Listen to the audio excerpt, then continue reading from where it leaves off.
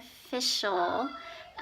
The Cake Ladies Design Studio is finally open, and also on a side note, it's also my homeroom classroom for the kids. So I wanted to take you on a little tour. I've already moved my stuff into my cabinets.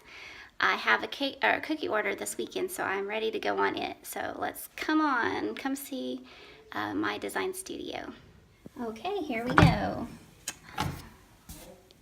Ta-da! This is our homeroom section. We've got our desk with our books ready to go. We've already put in a full day of work today.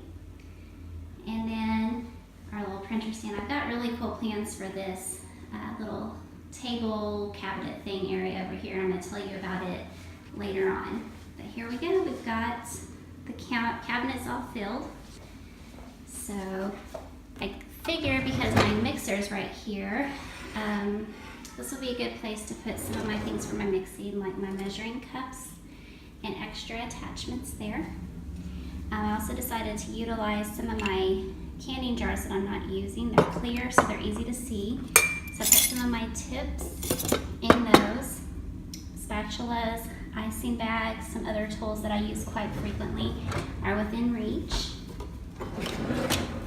And then under here, I have my icing supplies, like my powdered sugar, my vanilla. I've got my colorings right there and brushes that I use, some fondant, an extra bowl, my parchment paper. This is stuff that I would use frequently for making icing. So that's all ready to go. I have just a stack of bowls, some cheap plastic bowls I got at Walmart that I can put icing into color. Then down here, I have all my cookie cutters. I did not realize I had this many cookie cutters. All of those back there are cookie cutters and molds. I'll have to fix that later. Got my cake stand to decorate with. This is all one big opening. I have an extra KitchenAid stand mixer. Maybe I'll tell you that story later on. That one's not functional, but I'm keeping it to salvage parts if I ever need it.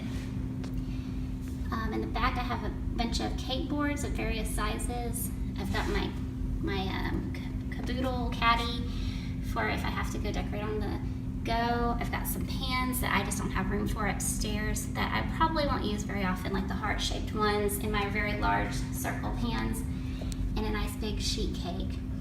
I've got my cake slicer down here, so when I level my cakes.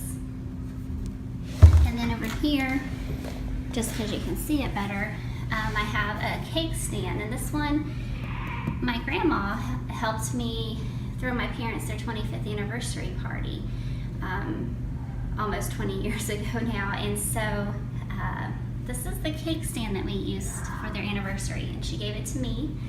So I might be using it one day for a wedding, or their 50th will be coming up in several years, but maybe we'll use it for their 50th again. So as you can see, my cabinets are pretty full already. One thing I plan to do is buy some wire racks so we can stack things on top of each other, because these cabinets don't have shelves, and so if I get some racks, that will help utilize the space a little better, so I can have room to add, more things to my collection. But right now I'm ready to go. I have a cookie order on Saturday that I'm excited to get down here and start decorating in my new space. I'm very excited about that. Now, if you haven't ever liked my videos or subscribed to my channel, I would love for you to join me.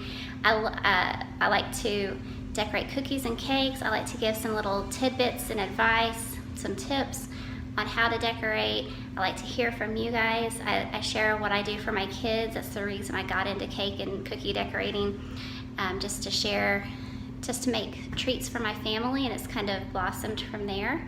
But I love all things baking and decorating, and so I really hope you'll subscribe to my channel and give me a couple of thumbs up for this video and all my others. Check them out. And from my design studio to yours, I hope you have a wonderful day. Thanks for watching.